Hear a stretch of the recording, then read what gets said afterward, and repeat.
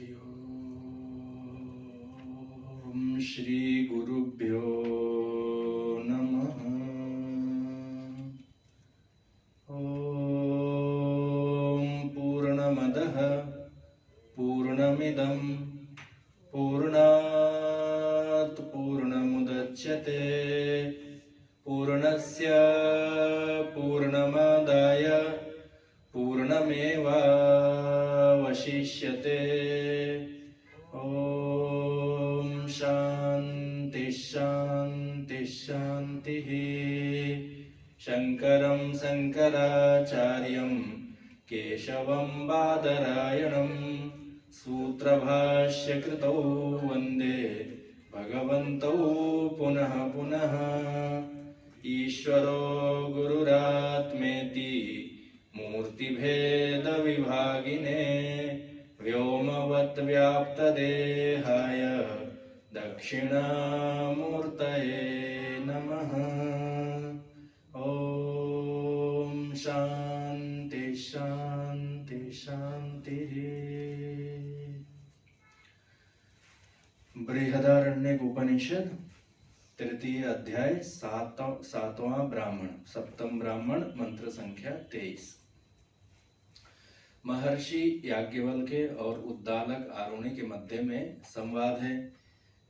उद्दालक के प्रश्नों का उत्तर देते हुए अंतर्यामी पदार्थ का प्रतिपादन करते हुए आध्यात्मिक, आधिदैविक और आधिभौतिक तीन पर्यायों में अंतर्यामी का दर्शन कराने की इच्छा वाले हैं महर्षि याज्ञवल्क्य। पृथ्वी को देवता मान करके, वहां अध्यात्म में प्राण इत्यादि इंद्रियों को मान करके, और सर्वभूतों में जो व्याप्त पदार्थ है ये सब इसको नहीं जानते, परंतु यह सबको जानता है और नियमन करता है। ऐसे पदार्थ को अंतर्यामी कहते हैं। मंत्रों का अर्थ विस्तार पूर्वक विचार हो चुका है। भाष्य का विचार होना है। गीता प्रेस वाली पुस्तक में पृष्ठ संख्या 756 उस पर विचार होना है। पर अंतिम वाले मंत्र का उच्चारण करते हुए हम लोग चलते हैं। मंत्र संख्या है 23। एक बार उच्चारण कर लें। यो रेतसी तिष्ठन् रेतशो अंतरो यम रेतो न वेद यस्य रेतः शरीरम् यो रेतो अंतरो यमयति एष ते आत्मा अंतर्यामी अमृतः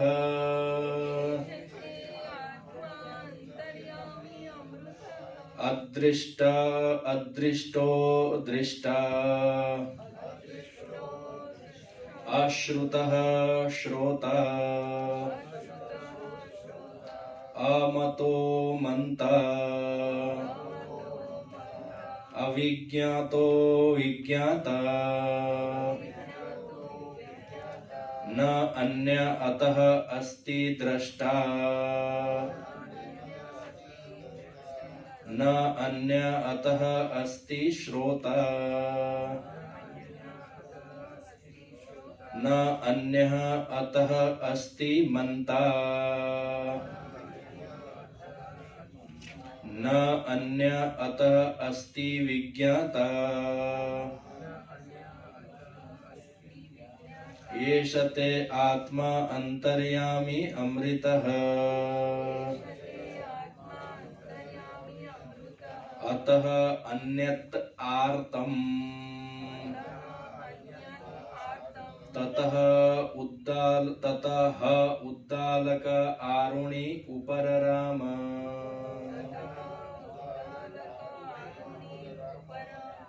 अध्यात्म, अधिदैव और अधिभूत के प्रतिपादन के अनंतर भी महर्षि याज्ञवल्क्य ने इस अंतर्यामी आत्मा को पुनः एक अद्वय पदार्थ के रूप में कथन किया। अभी जब नेत्रों की बात चल रही थी अध्यात्म में, तो कहा नेत्र दृष्टा है, परंतु यथार्थ क्या है? बोले नेत्र का भी अंतर्यामी रूप में अन्य पदार्थ है जो अभी नेत्रारूढ़ होकर के दृष्टा बना हुआ है, पर वास्तविक दृष्टा तो वही अंतर्यामी है, जिसको ये नेत्र इंद्रिय इत्यादि नहीं जानते, परंतु वह स्वयं इन नेत्र इत्यादि इंद्रियों के सकल व्यापार को नियमन कर रहा है। इस अंतर्यामी आत्मा के अतिरिक्त जो कुछ भी है अन्य, वो आर्त अर्थात विनाशी है, परंतु यह अविनाशी अद्वय पदार्थ है। ऐसा भी यहाँ मंत्र का अर्थ विचार पहले के सत्रों में हम लोग विस्तार पूर्वक कर चुके हैं। भाष्य के साथ चलते हैं। यद्यपि 2-3 दिन हो गए पाठ, इसलिए वो मंत्र हो सकता है थोड़े पहले के जैसे पाठ प्रतीत होंगे, पर जहां से अध्यात्म का विचार किया गया था मंत्र संख्या 16 से, वहां से पूरा भाष्य समझना है। मंत्र संख्या 16 से लेकर के 23वें मंत्र तक अध्यात्म का विचार किया गया। अध्यात्म का अर्थ हुआ इसी शरीर में, जिसको आत्मा कहते हैं, शरीर को लेकर के इसी के अंदर में रहने वाले जो जो दृष्टा कर्ता इत्यादि हैं, उसमें भी अंतर्यामी है, वही तुम्हारी आत्मा है। इस अर्थ में जो मंत्र कहा गया था उसको यहाँ संक्षेप में आद्य जगत गुरु भगवान शंकराचार्य भाष्य में दिखाते हैं। अथ अध्यात्मम, इस वाक्य के साथ वाक्य है, यह प्राणे प्राण वायु सहिते घ्राणे यो वाची चक्षुषी श्रोत्रे मनसी त्वची विज्ञाने बुद्धौ रेतसी प्रजनने। ये एक वाक्य है। यहाँ पर प्रत्येक मंत्रों के एक एक शब्दों का स्मरण किया गया। जैसे प्राणे, यो प्राणे तिष्ठन प्राणात अंतरो यम प्राणो न वेद इत्यादि जो वाक्य आए हुए हैं उसको यहाँ प्राण कहते हैं। महाराज प्राण तो पहले और भी पहले थोड़ा विस्तार किया गया है, तो यहाँ अध्यात्म की जब बात होगी तो प्राण कहने का अर्थ है प्राण जहाँ पता चलते हैं उस घ्राण इंद्रिय, यानी ऐसे नाक से लगाने पर जो श्वास उच्छ्वास होता हुआ दिखाई देता है, यह क्या है बोले प्राण है। पर उसी नासिका में प्राण के साथ साथ गंध ग्रहण करने वाली घ्राण इंद्रिय भी है। कहाँ है घ्राण इंद्रिय बोले नाक में, नासिका में है। पता कैसे चलता है उसका? श्वासों के साथ आने जाने पर सुगंध है दुर्गंध है ऐसा पता चलता है। तो इसलिए यहाँ प्राण का अर्थ क्या किए? प्राण वायु नहीं, प्राण वायु अलग, ये घ्राण इंद्रिय जो नासिका से आते जाते पता चलता है वायु के माध्यम से। जैसे चक्षु इंद्रिय इन आंखों के मध्य में अर्थात गोलोक में बैठी हुई है, वैसे यह घ्राण इंद्रिय का है नासिका से आने जाने वाले प्राण में। इधर हाथ में पता नहीं चलता कि ये सुगंध है कि दुर्गंध है, वायु तो वहां भी है पर वहां के वायु में सुगंध दुर्गंध का ज्ञान नहीं है। शीर के ऊपर से वायु चली जाए तो वहां सुगंध है कि दुर्गंध है ये पता नहीं चलता, पर ठीक नाक के सामने से चली जाए तो क्यों? क्योंकि नाक के सामने आने जाने वाली वायु में ये जो प्राण यानी घ्राण इंद्रिय है नासिका में, परंतु प्राणों के माध्यम से पता चलता है। इसलिए प्राण का अर्थ करेंगे प्राण वायु सहित घ्राण इंद्रिय में कौन रहता है बोले जिससे ये जो नासिकाग्रवर्ती घ्राण इंद्रिय सुगंध है दुर्गंध है ऐसा कह करके ज्ञान कर पाती है, उसी में, उसी को शरीर बनाया हुआ है, उसी की इंद्रियों को अपना इंद्रिय बनाया हुआ है, उसका अंतर्यामी होकर के रहता है। ये नासिका इंद्रिय उसको नहीं जानती, परंतु नासिका इंद्रिय का ये नियमन करता है, इसलिए वो इसका अंतर्यामी है। केवल सुगंध दुर्गंध की बात नहीं है। यज्ञ करने वाले लोगों को तो यज्ञांत में वो हबी आज्य इत्यादि पान के पत्र में देकर के कहते हैं यजमान इसका आग्रहण करो और पत्ता इधर रख दो। ऐसे नियम कानून होते हैं यज्ञ में। और पता चला आपने यज्ञ संपादन किया और वो आज्ञा को आग्रहण करना था, उस समय नासिका इंद्रिय ने काम नहीं किया, तब तो पुरोहित को चिंता हो जाएगी कि यजमान का नाक खराब है, और बोलचाल की भाषा में कहेंगे यजमान का नाक कट गया, क्योंकि इतना बड़ा यज्ञ किया और उसमें आग्रहण ही नहीं कर पाया, क्योंकि बहुत सारे नियम कानून होते हैं यज्ञ में। और चिंता होने लग गई कि बताओ फल नहीं मिला ना, वो आग्रहण करने का जो विधान है उसमें किस प्रकार का सुगंध है, मंत्र है, अमृत है, कई चीजें हैं, तो वो वंचित रह गया। इसलिए यहाँ भी देवता है। जब इस घ्राण इंद्रिय का अभिमानी देवता सन्निहित होगा तो अच्छा अच्छा ये हवि है या आज्ञा है ऐसा कह करके आग्रहण करेगा, और नहीं होगा तो अभिमानी देवता छोड़ करके दूसरी जगह अभी अन्य मनस्क हुआ रहेगा तो आग्रहण नहीं पता चलेगा। तो ये स्वामी जी कई किसी को मुझे पता है कि मुझको सुगंध दुर्गंध आती ही नहीं, तो उसमें यही कहा जाएगा कि उसका गोलक यानी देवता के लिए जो रहने का स्थान है वो खराब हो चुका है, इसलिए देवता वहाँ ठीक से। तो अपने लिए, लेकिन कुछ तो पाप हुए होंगे ना, तो ये देवता ने वो नहीं किया। देवता तो ऐसे बिना किसी निमित्त से छोड़ करके नहीं चला जाएगा। उसके मूल में यही मानना उचित है कि गोलक यानी रहने का स्थान अभी ठीक नहीं है, इसलिए वहां देवता का पता नहीं चल रहा है। जैसे दर्पण मैला हो गया तो ठीक से चित्र नहीं दिखता। तो हम कहते हैं ना देवता का अनुग्रह होता है तो ये हो सकता है, देवता का अनुग्रह होता है तो ही इंद्रियां काम करती हैं, यानी बाहर के देवताओं का अनुग्रह होगा तो इंद्रियां काम करेंगी। इंद्रियां स्वयं क्या है, बोले ये भी देवता ही हैं। इंद्रिय अभिमानी देवता है कि नहीं, ये देवता है। ये अनुग्रह करेंगे तो वह विषय वस्तु का ज्ञान होगा। तो यहाँ क्या फिर से वाक्य लगाइए, जो प्राण यानी कौन से प्राण, घ्राण नासिका में रहने वाला प्राण, उस प्राण में कौन रहता है, एक प्राण ये जो स्थूल पदार्थ रहते हैं, एक उस नासिका का अभिमानी देवता रहता है, जो भी देवता है अश्विनी कुमार आदि, तो वो देवता रहते हैं, और एक अंतर्यामी रहता है। तभी तो तीन चीजें होंगे ना, अधिदैव, अधिभूत और अध्यात्म। तो इन तीनों को व्याप्त करके रहने वाला कौन है, बोले अंतर्यामी है, कोई अन्य पदार्थ है। अभी प्रश्न उठाएंगे कि अन्य है तो द्वैत की सिद्धि हो जाएगी, बोले ऐसा भी नहीं है। अन्य होता हुआ भी वो अन्य नहीं है, अलग प्रतीत होता हुआ भी वो अलग नहीं है, बल्कि वही है जो ये बन करके बैठा हुआ है, यानी उसका औपाधिक स्वरूप है। आत्मा की औपाधिक स्वरूप है इंद्रिय इत्यादि अभिमानी देवता। दूसरे प्रकार से उसको वाक्य लगाएं। अभी आप और हम दृष्टा हैं, ये पुस्तक है, पाठ है, अध्यापक है, विद्यार्थी हैं, छात्र हैं। ये आंखों से देख करके मन से मनन करके जाना जा रहा है। आंख से जब ही ऐसा देखने का करेंगे तो ये जो मैं हूं तुरंत आंखों में आरूढ़ हो जाता हूं, ठीक है, चक्षु वृत्ति में आरूढ़ हो जाता हूं, फिर चक्षु वृत्ति का अभिमान करता हूं कि हाँ मैं देखने वाला हूं। नहीं तो चक्षु में जब तक आरूढ़ नहीं होंगे तो विषय वस्तु का दृष्टा नहीं बनेंगे। यही प्रक्रिया है। उसका उल्टा विपरीत क्या है, कभी कभी ऐसी आंखें खुली होने पर भी जब आरूढ़ नहीं होते हैं तो सामने में क्या हो रहा है ये पता नहीं चलता, यानी अभी हम उसमें आरूढ़ नहीं है। आरूढ़ कहाँ है, दूसरी जगह पर है। मन कहीं और चला बस मन संयोग इंद्रियों के साथ नहीं, यानी मन में आरूढ़ है। कभी कभी मन भी मूढ़ता को प्राप्त हुआ रहता है तो मन में भी आरूढ़ नहीं रहते हैं, मूर्छा में रहते हैं या बेहोशी में रहते हैं या निद्रा में रहते हैं, अन्यत्र कहीं रहते हैं, तब क्या हो रहा है ऐसा पता नहीं चलता। अलग से खाली देवता को स्वतंत्र मानेंगे तो फिर तो देवता तो घूमता रहेगा, और अंतर्यामी क्या करेगा, बोले अभी अंतर्यामी ही उस स्थान में आरूढ़ होता है तो वो देवता बन जाता है अंतर्यामी, न अन्य अतः अस्ति दृष्टा।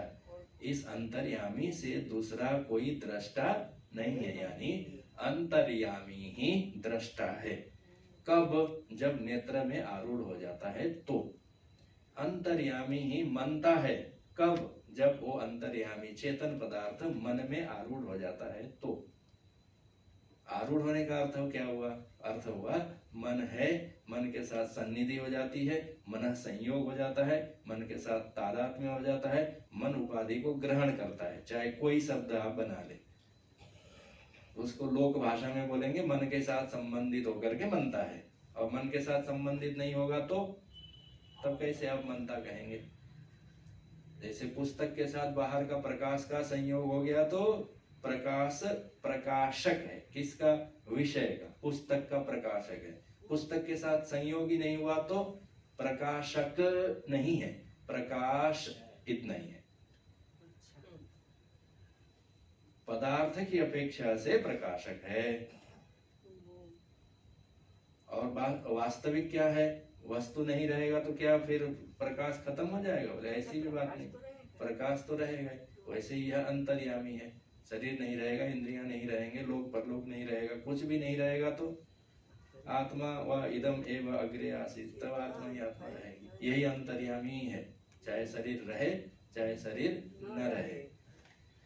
यही यहाँ बोलते हैं। उस यही बात बताने के लिए इतना प्रपंच यहाँ किया गया। कितना अध्यात्म अधिदैव अधिभूत को बनाया गया कि यहाँ यहाँ यहाँ यहाँ का अर्थ हुआ सर्वत्र।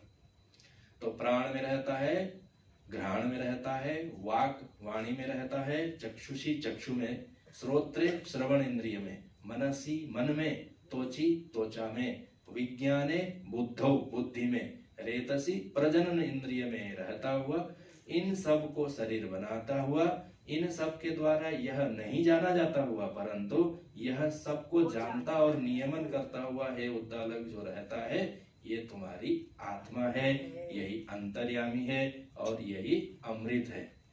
अर्थात तुम ही स्वयं आत्मा स्वरूप हो। तुम ही कभी कभी मन में संयुक्त हो जाते हो, कभी नेत्र में संयुक्त हो जाते हो। दूसरा कोई है क्या भीतर? दूसरा नहीं है। ये दृक दृश्य विवेक में प्रसिद्ध श्लोक आया हुआ है, रूपम दृश्यम। आपको पुष्प देखना है तो पुष्प दृश्य है। लोचनम दृक, आपके नेत्र क्या है? दृष्टा है, क्योंकि ये देखते हैं। पर मेरी आंख पुष्प देख रही है, ये कैसे आप देखते हैं? है ना? तो चक्षु दृश्यम, मन दृष्टा। मन से देखते हैं तो मन हो गया देखने वाला। किसको? चक्षु को। देखने वाला अर्थात ज्ञान करने वाला। क्या ज्ञान कर रहा है? कि चक्षु को पुष्पक देखने का हो रहा है, अभी देख रहा है। ये ज्ञान मन को होता है। तो मन क्या हो गया? दृष्टा हो गया, चक्षु हो गई दृश्य। अभी थोड़ी देर पहले चक्षु दृष्टा बनी हुई थी, पर मन भी देख रहा है। मेरा मन, ये कौन देखता है ना? दृश्याधिवृत्तयः साक्षी दृगेव न तु दृश्यते। तो मान ले बुद्धि की वृत्तियां, मन के तरंग कौन देखता है? मैं देखता हूं, इसलिए मैं दृष्टा हूं। मन बुद्धि दृश्य है। मुझे कौन देखता है महाराज? बोले मुझे कोई देखने की जरूरत नहीं, मैं स्वयं देखता हूं। मैं हूं कि नहीं, ये मन से मनन करके, नेत्र से देख करके, पड़ोसी से पूछ करके जानने की चीज नहीं है। ये जो स्वयं है, साक्षी है, दृगेव, ये तो सदैव दृक् रूप ही है, न तो दृश्यते, ये दिखाई नहीं देता। अर्थात इंद्रियों का विषय नहीं बनता, अर्थात इंद्रियों का विषय बनाने की जरूरत नहीं है। मैं मन को देखता हूं, ये देखने के लिए बुद्धि लगानी पड़ेगी। एक दृष्टि से कह सकते हैं कि हाँ, बुद्धि में निश्चय होता है कि हाँ देख ही रहा हूं, पर ये निश्चय भी किसको हो रहा है? जो मुझको हो रहा है, उसके लिए प्रमाणांतर की जरूरत नहीं है, इंद्रियों की अपेक्षा नहीं है। ध्यान लगा करके अच्छा मुझे पुस्तक का ज्ञान हुआ, ऐसे करने की भी जरूरत नहीं है। वो साक्षात है स्वयं का, इसलिए वो स्वयं जो है वो साक्षी है, वो दृश्य नहीं है, वो दृष्टा इंद्रियों की दृष्टि से है। वास्तव में तो दृक मात्र है। वो ऐसा वो पदार्थ है, नेत्र आ गया तो तुरंत दृष्टा बना, मन आ गया तो तुरंत मनता बन गया, मन नहीं रहा तो ज्ञान मात्र रहा, विज्ञान मात्र रहा। ऐसा वो बहुत ही प्रसिद्ध श्लोक है आपका, दृक दृश्य विवेक का पहला श्लोक है। रूपम दृश्यम लोचनम दृक् तदृश्यम दृक्तु मानतम दृश्याधिवृत्तयः साक्षी दृगेव। साक्षी ये जो आत्म तत्व है वो दृक् मात्र है, यानी उसमें देखने का ज्ञान है। ज्ञान का विषय बाहर आ गया तो पुष्पम जोड़ लिया, ज्ञान भीतर है, पुष्प यहाँ है, दोनों मिल गए तो पुष्प का ज्ञान हो गया। ज्ञान कहाँ है? बाहर नहीं, ज्ञान भीतर है, पदार्थ बाहर है, तो दोनों मिल गए तो क्या हो गया? पदार्थ का ज्ञान हो गया, विशिष्टता आ गई। पर उस आत्मा में विशिष्टता नहीं है, निर्विशेष है। जैसे जैसे विषय आते जाएंगे वैसे वैसे उसको ज्ञान होता जाएगा। बिना विषयों का शुद्ध अपना ज्ञान वो तो है ही, उसको कोई जानता नहीं है, स्वयं को उसको जानने की जरूरत भी नहीं है, वो साक्षात है। अभी इसी भाष्य में आगे जाकर के साक्षात अपरोक्ष का कथन करेंगे। ये जो अंतर्यामी है ये साक्षात अपरोक्ष है, इतना साक्षात है कि उसको किसी इंद्रिय से देख करके जानने की जरूरत नहीं है, मनन करके भी जानने की जरूरत। कौन है ये? बोले वो अंतर्यामी मैं आत्मा हूँ। ये शते आत्मा अंतर्यामी अमृत है। उद्दालक ये तुम्हारी आत्मा है, वो अंतर्यामी है, वो अमृत स्वरूप है। कैसी है गुरुदेव? तो ये है, पृथ्वी में है, जल में है, तेज में है, वायु में है, मन में है, इंद्रियों में है, अध्यात्म में है, अधिभूत में है, सर्वत्र है। कहाँ नहीं है? सभी जगह। ऐसा पदार्थ है। विज्ञान है, विज्ञान में, विज्ञान का अर्थ करेंगे बुद्धौ, बुद्धि में, रेतसी प्रजनने। प्रश्न उठाते हैं भाष्यकार, इतना साक्षात है, अपरोक्ष है, भीतर है, अंतर वही है, तो फिर इसको नहीं जाने ऐसा कैसे संभव है? जान ही लेना चाहिए ना इसको। अच्छा चलो, मनुष्य तो अल्प बुद्धि है, नहीं जानता, देवी देवता तो जानते होंगे, देवी देवताओं को तो जानना चाहिए, कैसे नहीं जान पाते देवी देवता? तो उसको यहाँ भाष्यकार उठाते हैं। देखिए भाष्य की पंक्तियां हैं, कस्मात् पुनः कारणात् पृथिव्यादि देवता महाभागाः सत्यो मनुष्यादिवत् आत्मनि तिष्ठन्तम् आत्मनो नियंतारम् अंतर्यामिणम् न विदुः इति अतः आह। अदृष्टो न दृष्टो न विषयीभूतः चक्षुदर्शनस्य कस्यचित् स्वयं तु चक्षुषी सन्निहितत्वात् दृशि स्वरूप इति दृष्टा। क्योंकि ये तो प्रश्न मन में स्वाभाविक आएगा ही, अपने अंतर में है और हम उसको नहीं जानते हैं। चलो सामान्य मनुष्य नहीं जानता, कस्मात फिर पुनः दोबारा से, कस्मात कारणात् पुनः, पुनः अर्थात फिर से, अथवा इसका अर्थ करेंगे क्यों ऐसा है कि, पुनः का अर्थ करेंगे क्यों ऐसा है कि, कस्मात् कारणात् किस कारण से, पृथिव्यादि देवता महाभागा, महाभागा पृथिव्यादि देवता, पृथ्वी देवता कैसी है? महाभाग है, अर्थात बहुत ऐश्वर्य से संपन्न है, सामर्थ्य से युक्त है। महाभाग का अर्थ करेंगे प्रभावशाली, ऐसा हिंदी वालों ने लिखा है। तो प्रभावशाली, सामर्थ्य से युक्त पृथ्वी देवता इस अंतर्यामी आत्मा को क्यों नहीं जानती? जानना चाहिए, क्योंकि देवता है, देवताओं में तो असीम सामर्थ्य होता है। और किसको जानने की बात है? बोले आत्मनि तिष्ठन्तम, अपने आत्मा में, अपने स्वयं में, अपने आत्मा का अर्थ यहाँ करेंगे शरीर, अपने ही शरीर में रहने वाला। पहले परिभाषा क्या करके आए हैं? पृथ्वीम तिष्ठन, पृथिव्याम तिष्ठन, पृथ्वी में रहता हुआ। तो पृथ्वी में रहने वाले पदार्थ को पृथ्वी देवता क्यों नहीं जानती? मनुष्यों के समान। चलो मनुष्य तो छोटी इंद्रियां हैं, नहीं जाने ये समझ में आती है। किसी बालक को कोई वस्तु का ज्ञान नहीं है, अच्छी बात है। कोई बालक है, भूल गया, माफ कर दिया जाएगा, हाँ भूल गया, बच्चा है। पर कोई प्रौढ़, युवा और बूढ़ा व्यक्ति कोई चीज भूल जाए तब कहेंगे कि ये आप बूढ़े होकर के ऐसे कैसे भूल गए? तो जैसे आक्षेप किया जाता है, वैसे ही देवता होकर के पृथ्वी उस अंतर्यामी को मनुष्यों के समान कैसे नहीं जानती? तो भाष्यकार ने उत्तर दिया, वो जानने का विषय नहीं है, इसलिए नहीं जानती। क्यों नहीं दिखाई देता? ऐसे कहने पर अर्थात ये अंतर्यामी पृथ्वी को क्यों नहीं दिखाई दे रहा है? इसलिए नहीं दिखाई दे रहा है कि इस अंतर्यामी में देखे जाने योग्य कोई गुण नहीं है।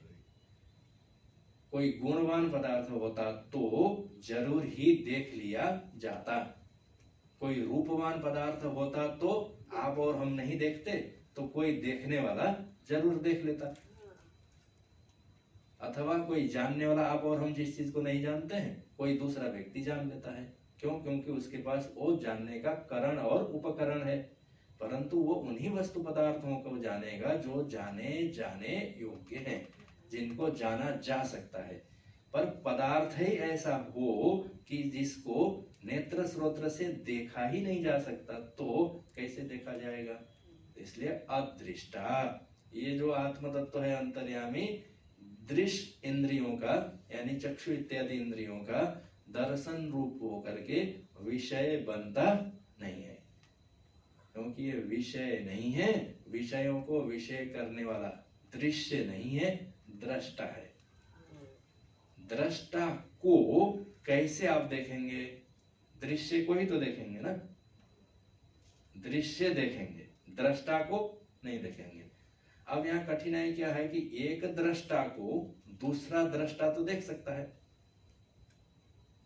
ना? ये दृष्टा है, तो उसके लिए फिर वही जो अभी श्लोक पढ़ा गया वही है।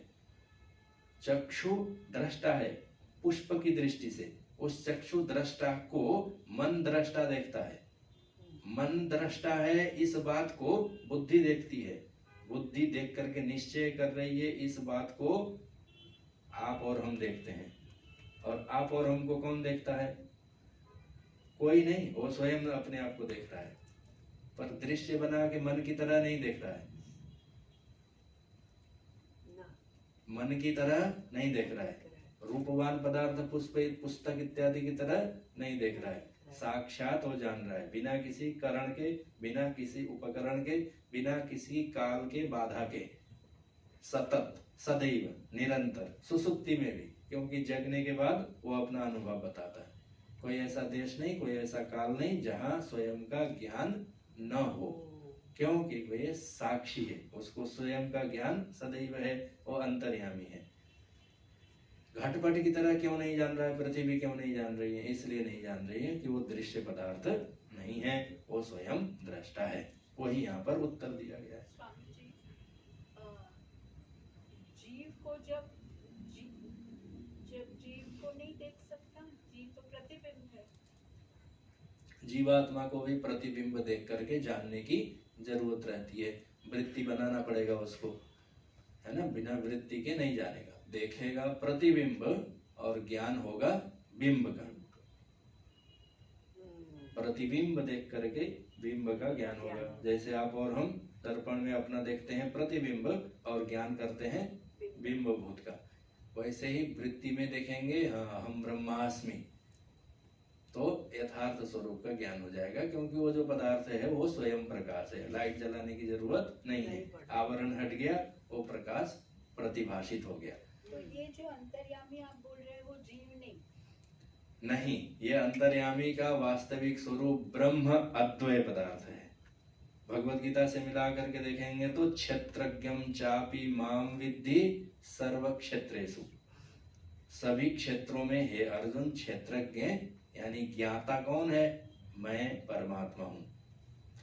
जब तक शरीर इंद्रियों की उपाधि बनी हुई है तो ऐसी प्रतीति होती है, आप लोगों की क्या होती है नहीं पता, ये प्रतीति होती है कि नहीं ये जो कार्यकरण संघात का अभिमानी मैं हूँ, है ना? तो मैं का अर्थ कहाँ पर जाकर के टिका हुआ है? अभी मैं, हाँ अभी शरीर में टिका हुआ है ना? मन बुद्धि में कहीं ना कहीं जाकर के टिका हुआ है, कर्ता भोक्ता में कहीं ना कहीं जाकर के टिका हुआ है, पापी पुण्यात्मा में जाकर के टिका हो, कोई एक आश्रय के बिना अहम अभी बैठा हुआ नहीं है।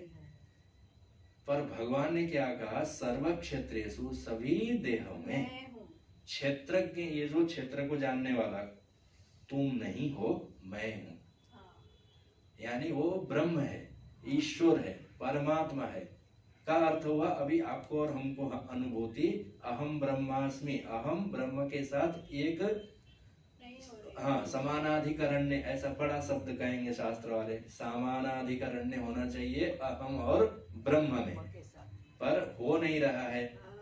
जब ये वाक्य सुना जाता है ईश्वरः सर्वभूतानां, सभी भूतों के हृदय में ईश्वर रहता है, तो सोचते हैं एक मैं हूँ, ये मेरा शरीर है और इधर कहीं ईश्वर भी है। ईश्वर भी नहीं है, ईश्वर ही है। ये तो तब होगा जब एकता की अनुभूति होगी।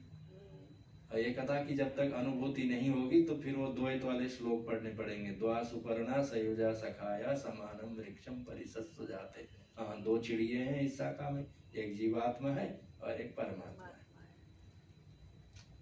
जीवात्मा औपाधिक है, औपाधिक का अर्थ हुआ है शरीर की समस्या के कारण है। शरीर है तो जीव भाव है, इंद्रियां है तो जीव भाव है। जीवात्मा भी उपाधि को लेके ही जीवात्मा औपाधिक अवस्था ही है ये। अब उपाधि की सत्यता जब तक बनी हुई है तब तक जीव भाव की भी सत्यता बनी हुई है। जब तक घट है तब तक घटाकाश है, पर घटाकाश आकाश से अलग कोई सत्तावान पदार्थ नहीं है। विकार को भी प्राप्त नहीं हुआ है। समस्या घटाकाश में नहीं है, समस्या घट में है। समस्या आत्मा में नहीं है, समस्या जीव में है।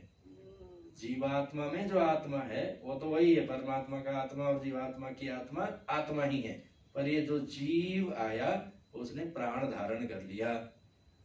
जीव भूताम महाबाहो ये दम धार्यते जगत। इसी के कंधे पर संपूर्ण त्रिलोकी का मानव भार है कंधे पर, तो बेचारा ढोके घूमता है। कौन है ढोकर के घूमने वाला? जीवात्मा है, भारवाही। वैशाख नंदन ऐसा हम लोग नाम उसका रखते हैं। वैशाख महीने में खुश रहने वाला, क्योंकि वैशाख में कहीं हरियाली तो होती नहीं है। गधे को कहते हैं वैशाख नंदन। संस्कृत में ऐसे शब्दावली बनाए गए, हम लोग बनारस आदि में हिंदी में भी बोलते हैं। तो वैशाख महीने में चैत्र में खूब खुश होता है। नंदन माने खुश होना, क्योंकि वो पीछे मुड़ करके देखता है तो पूरे मैदान में कहीं घास दिखता नहीं है। फिर मन में आता है सारा घास मैं चर लिया, फिर मोटा हो जाता है। और जब सावन भादव में हरियाली होती है और खूब दिन भर चरता है घास, वो धोबी के कपड़े उतार के उधर चरने जाता है। फिर देखता है इधर भी घास है, उधर भी घास है, उधर भी घास है। फिर मन में आता है देखो दिन भर चरे और कुछ खा ही नहीं पाए, चारों तरफ घास जस का तस पड़ा है। तो इसलिए वो दुबला के रहता है। इतना लोभा नहीं हो। तो इसलिए नाम रखा गया वैशाख नंदन। वैशाख में प्रसन्न रहने वाला और भादव सावन में हरियाली में दुखी रहने वाला। तो ऐसे जीवात्मा है, कुछ पता उसको नहीं रहता है। तो सारे संसार का वो भार ढोता रहता है। जीव प्राण धारणे, बाहर का भार छोड़ भी देता है तो प्राण तो धारण करता ही रहता है कि प्राण नहीं रहेंगे तो कैसे काम चलेगा। यही प्रश्न यहाँ भाष्यकार ने उठाया कि चलो सामान्य मनुष्य तो न जाने अच्छी बात है, पृथ्वी जैसे बड़े देवता भी क्यों नहीं जानते इस अंतर्यामी को, जबकि पृथ्वी को ही उसने शरीर बनाया, पृथ्वी का अंतर्यामी है, पृथ्वी को नियमन कर रहा है। तो उसका उत्तर दिया गया वो जाने योग्य पदार्थ नहीं है, अर्थात ज्ञेय नहीं है, ज्ञान का विषय नहीं है, ज्ञान स्वरूप है, दृश्य नहीं है। दृश्य होता तो जान ही लिया जाता। 2 नेत्र वाले नहीं जानते तो 4 नेत्र वाले जानते। ब्रह्मा जी जान लेते 8 नेत्र वाले 4 सिर में, भगवान शंकर जान लेते 10 नेत्र वाले, स्वामी कार्तिक जान लेते 12 नेत्र वाले, 6 सिर हैं तो 12 हैं, देख लेते। अर्थात कहने का मतलब 2 नेत्र वाले नहीं है। या तो चील देख लेता, मनुष्य की दृष्टि उतनी नहीं है तो आकाश में उड़ने वाले पक्षी की दृष्टि रहती, उस दृष्टि से देख लेता। चाहे वो गिद्ध वाली लंबी दृष्टि हो तो भी नहीं दिख सकता। क्यों? क्योंकि ये दृश्य होता ही नहीं है। वो गिद्ध की दृष्टि में बैठ करके दृष्टा बना हुआ है और ये आगे आगे खोजता रहता है, वो बैठा हुआ है पीछे पीछे। इंद्रियां आगे खोजती हैं और वो इंद्रियों के पीछे बैठ करके नियमन कर रहा है, इसलिए नहीं देखता। कहाँ कहाँ नियमन कर रहा है? सर्वत्र, सभी उपाधियों के मूल में। पीछे बैठा हुआ का अर्थ है आधार है, उसका नियामक है, नियंता है, इसलिए नहीं जानती है। नियंतारम अंतर्यामिनम, यही नियमन करने वाला है। थोड़ा सा मनुष्य के शरीर को भी लगा करके देख ले, यही मनुष्य के शरीर को शरीर बनाया हुआ है, इसके इंद्रियां ही उस अंतर्यामी की इंद्रियां हैं। इसी शरीर में रह करके सारी क्रियाओं को संपादन कर रहा है, नियमन कर रहा है। परंतु ये शरीर, इंद्रियां, मन, बुद्धि, प्राण सब मिल करके भी उसको नहीं जान रही हैं, क्योंकि ये दूसरा ही कुछ जानने में लगी हुई है। घट को, पट को, मठ को, आकाश को, लोक को, परलोक को, देवता को, सुख को, दुख को, फल को। इसमें आत्मा का तो कहीं नाम नहीं है, तो इसके लिए बंद करना पड़ेगा। आवृत चक्षु अमृतत्वम इच्छन, इन सब कार्यकरण संघात को तुम्हारे बस की बात नहीं है, ऐसा कहकर तो उसी को कहते हैं इंद्रियों के पीछे चलता है परमात्मा। गो कहते हैं इंद्रियों को। जैसे फिर से अब कथाओं में कैसे कहा जाता है, कथाओं में वृंदावन है, गाय चराने भगवान जाते हैं, गोपाल बनते हैं, गाय आगे आगे चलती है, आगे आगे गैया पीछे पीछे। हाँ, तो ग्वाल वालों में एक ये छुपे रहते हैं भगवान, तो गाय के आगे नहीं चलते, गाय आगे घास चरती रहती हैं और भगवान गायों के पीछे पीछे रहते। इंद्रियां आगे आगे चलती हैं विषयों की ओर, और इंद्रियों के पीछे पीछे वो चेतन बैठा हुआ है। नहीं तो गाय भाग जाएंगी, ब्रह्मा जी चोरी करके ले जाएंगे। भगवान बैठ जाए, खाने पीने लग जाए तो ब्रह्मा जी लेकर उठा के चले जाएंगे। तो वैसे यहाँ भी ये जो ग्वाल गोपाल अर्थात इंद्रियों के पीछे चलने वाला परब्रह्म परमात्मा भगवान कृष्ण, और इंद्रियां अर्थात ये गाय। वैसे यहाँ इंद्रियां आगे आगे आगे चलती रहती हैं दृश्य बनाने में, आगे नहीं है, उल्टे तरफ है परमात्मा पीछे। सबका आधार अधिष्ठान बना है, सब इंद्रियों को हाँक रहा है, जैसे गायों को हाँकते हैं दायां बायां ले जाते हैं, वैसे ही यहाँ चेतन आत्मा है, दाएं बाएं ले जाता है। तो ये सारी चीजें इसी प्रकार से समझे जाने योग्य हैं। दृश्य नहीं है, दृष्टा है। दृष्टा भी उसका औपाधिक स्वरूप है। निरुपाधिक स्वरूप क्या है? दृक्, ऐसा। ज्ञाता भी उसका औपाधिक स्वरूप है। निरुपाधिक स्वरूप क्या है? ज्ञान। ये है अदृष्टो, अर्थात ये किसी भी इंद्रियों का, चक्षु इंद्रिय का विषय नहीं है, अतः न दृष्ट दिखाई नहीं देता।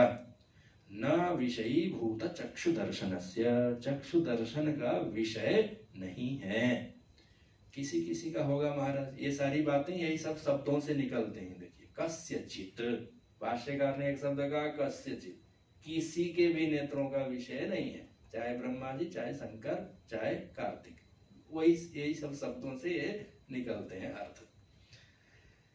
किसी भी प्रकार से, कस्यचित् के बहुत प्रकार के अर्थ कर सकते हैं, उसमें से यह है किसी भी प्रकार से। किसी भी, कोई कहे नहीं हम तो इसमें कज्जल लगा करके देखेंगे, गंगा जल डाल करके देखेंगे, तो बोले ऐसे भी नहीं देखे। ईश्वर अनुग्रह से दिव्य दृष्टि मिल जाए तो भले। दिव्यम ददामि ते चक्षु पश्य में योगम ईश्वरम। दिव्य दृष्टि चाहिए, ज्ञान की दृष्टि चाहिए। तो ज्ञान की दृष्टि से भी वो दृश्य नहीं बनेगा, ऐसा ज्ञान होगा। ज्ञान कैसा होगा? दृश्य नहीं है ऐसा ही ज्ञान होगा। स्वामी जी, आप बोले ना अभी कि दिव्य ददामि ते चक्षु, तो ये तो विराट का दर्शन करते, विराट के दर्शन। अंतर्यामी जो यहाँ बोल रहे हैं वो कहाँ है? हाँ, अंतर्यामी के दर्शन के लिए ज्ञान की दृष्टि जब जग जाएगी तो उस दृष्टि की अनुभूति क्या होगी कि इंद्रियों का विषय नहीं है, ऐसी अनुभूति होगी ना। दिव्य चक्षु है तो भी नहीं होगा महाराज जी, उसको हाँ, विराट का स्थूल का दर्शन हुआ। वो विराट के दर्शन के लिए विशिष्ट नेत्र आए, ऐश्वर्य स्वरूप को देखने के लिए। जैसे चर्म चक्षु के से ते पुष्प दिख गया, वैसे उस दिव्य दृष्टि से विराट परमात्मा है, यानी भगवान के ये नाना रूप है ऐसा दिखाई देगा, बाहर दिखाई देगा। और यहाँ विराट का दर्शन करने जाएंगे तो क्या होगा? अंतर्यामी। अंतर्यामी का दर्शन होगा। सर्वत्र एकमेव अद्वितीय सत आत्मा है। किम रूप में होगा कि ये दृश्य नहीं है, ये दृक् मात्र मैं आत्मा हूँ और अंतर्यामी हूँ। ऋषि याज्ञवल्क्य ने कहा, हे उद्दालक, ये तुम्हारी आत्मा है, यही अमृत है और यही इसके अंतर्यामी स्वरूप है। कैसे रहता है महाराज? बोले स्वयं तू, ये जो अंतर्यामी आत्मा है वह चक्षुषी, चक्षु में, सन्निहितत्वात्, उसके अंतर्यामी होकर के अत्यंत सन्निकृष्ट रहता हुआ, दृषि स्वरूप इति दृष्टा, दृष्टा के दृष्टि का स्वरूप भूत है। एकदम बराबर पकड़ा। दृष्टि का स्वरूप, दृष्टा के दृष्टि का स्वरूप है। अभी चक्षु में बैठा हुआ है तो ये पुष्प के प्रति दृष्टा हो गया, ठीक है। वो दृष्टा की दृष्टि क्या हुई? मन संयोग हुआ कि हाँ, मन बुद्धि लगा करके हम देखने वाले बन रहे हैं। उसका जो वास्तविक स्वरूप है, यानी मन भी इंद्रियों के सहित होकर के रूप का दर्शन कर रहा है। इन सकल त्रिपुटियों का आधार, अधिष्ठान और ज्ञाता कौन है? जो भी है। अभी नेत्र से विषय देखना हुआ तो तुरंत नेत्र में चला गया, अभी शब्द सुनना होगा तो तुरंत नेत्र को छोड़ करके श्रोत्र के सन्निहित हो जाएगा, दोनों को बंद करके मन में चला जाएगा। वो कोई 2 3 4 5 है ऐसी बात नहीं है, एक ही है। वो सर्वत्र उनके सन्निधि होकर के दृष्टा, श्रोता, मनता, कर्म करते समय कर्ता, कर्म का फल भोगते समय भोक्ता, शरीर इंद्रिय देह इत्यादियों के नष्ट होता हुआ नाश होने वाला, इनके उत्पन्न होने पर उत्पन्न होता हुआ सा, परंतु इन सारी चीजें होते हुए भी उसमें कुछ भी नहीं होने वाला, यह साक्षात परमात्मा है। कल के सत्र में भी हम लोग उस श्लोक को उच्चारण किए थे, उपद्रष्टा नुमंता च भर्ता भोक्ता महेश्वर परमात्मेति चाप्युक्तो देहेस्मिन् पुरुषः। इसी शरीर में है, कौन है? परमात्मा है। कभी उपद्रष्टा, कभी उपमंता, कभी भर्ता, कभी भोक्ता, पर ये साक्षात परमात्मा है, अंतर्यामी है। ऐसा कौन जानता है? और पंडित लोग जानते हैं, और मूढ़ बुद्धि वाले नहीं जानते। विमूढ़ा नानुपश्यन्ति। पंडित लोग जानते, माने है ही, शास्त्र ही है। शास्त्र के द्वारा उसको लक्ष्य के रूप में जाना जाता है। चक्षु का फिर भी विषय नहीं बनेगा, ये ज्ञान होगा कि चक्षु का विषय भूत नहीं है, क्योंकि चक्षु ही जिसके कारण विषय कर रही है, ऐसा अंतर्यामी है। इस वाक्य से बाकी सब इंद्रियों का भी अर्थ समझ लेना चाहिए। जैसे चक्षु को लेकर के विस्तार विचार किया गया, वैसे ही श्रोत्र, वैसे ही और भी इंद्रियां। यदि किसी के मन में हो कि भाई किसी किसी नेत्र को वाले को तो ज्ञान हो जाता है, किन्होंने अपने आंख फोड़ लिए थे तो संसार देखना पड़ा बोल करके, फिर वो ज्ञानी हो गए थे। अभी भी कुछ कुछ महात्मा हैं जो नेत्र से हीन हैं, तो उन लोग फिर अपने मन से अथवा सुन सुन करके ज्ञान कर लेते करते होंगे, क्योंकि प्रसिद्धि ऐसी हो जाती है ना। नेत्र नहीं है तो उन्होंने शास्त्र कैसे पढ़े? बोले बैठ करके सुन सुन करके पढ़ा, उनको ऐसे आपकी हमारी तरह देखने की जरूरत नहीं पड़ी। इसका मतलब है कि सुन करके ज्ञान होता है, देख करके ज्ञान। तो उसका भी निषेध करेंगे कि ऐसे भी भ्रम में मत रहना कि नेत्र नहीं है, फोड़ लिए तो फिर कान से सुन करके। बोले कितना भी सुन ले, उसके लक्ष्यार्थ को निश्चय नहीं करेंगे तो बोध नहीं होगा। हाँ, क्यों? क्योंकि वो श्रवण इंद्रिय का विषय नहीं है, बल्कि श्रवण इंद्रिय जिसके कारण विषय यानी शब्दों को विषय कर रही है, वो मूल पदार्थ है जो अन्य है, ऐसा कह करके यहाँ फिर से भाष्य विचार करेंगे। अब उसका विचार तो हम लोग फिर से आगे के सत्रों में ही कर पाएंगे। आज के सत्र को हम लोग यहाँ मंत्र थोड़ा विश्राम देते हैं। हरि ओम पूर्णमदः पूर्णमिदं पूर्णात् पूर्णमुदच्यते पूर्णस्य पूर्णमादाय पूर्णमेवावशिष्यते। ओम शांति शांति शांतिः। शंकरं शंकराचार्यं केशवं बादरायणं सूत्रभाष्यकृतौ वन्दे भगवन्तौ पुनः पुनः। ईश्वरो गुरुरात्मेति मूर्तिभेद विभागिने व्योमवत् व्याप्तदेहाय दक्षिणामूर्तये नमः। ओम शांति शांति शांति। नमः पार्वती पतये हर हर महा